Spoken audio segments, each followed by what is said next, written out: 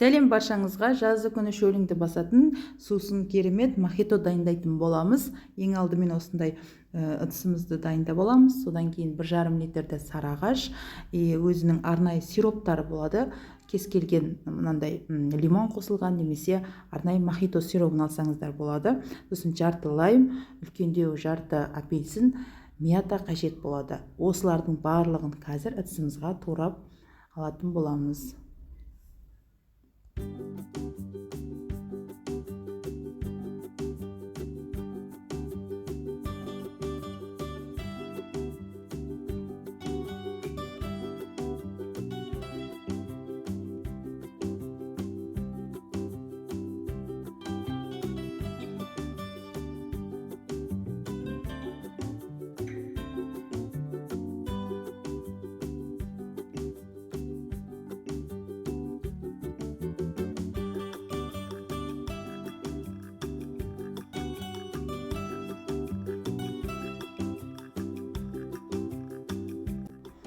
Жалбызды міне осылай бүтіндей салдым, және де жартысын майдалап турап салдым.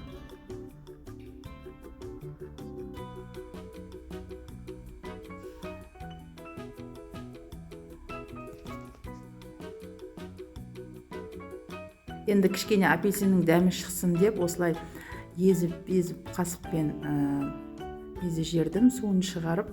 Бұл міндетті емес әрине, өздеріңіз қалауларыңызша тезірек дайын болсын деп, тезірек дәмі шықсын деп осылай жасадым.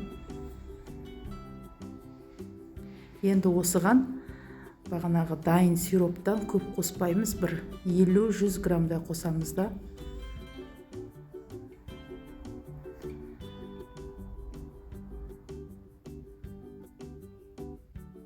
Үстіне енді осы 1,5 литр сары ағашты құямыз. Оның алдында мен осындай мұз қосып жердім.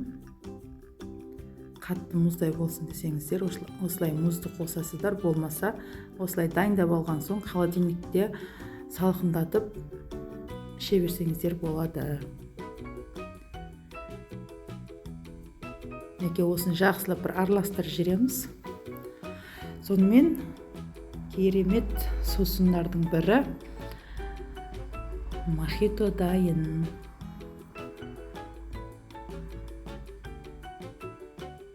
Неке, қараңыздар. Осылай қолда, үй жағдайында жасап, балапандарыңызға жасап бергенге не жетсін. Міндетті түрде жасап көріңіздер. Біздерге өте қатты ұнады. Ешқандай базардың мохитосының ешқандай кемшілігі жоқ. Наоборот, үй жағдайында жасалған кез келген нелер тәтті болады. Сол үшін міндетті түрде жасап көріңіздер. Ас болсын.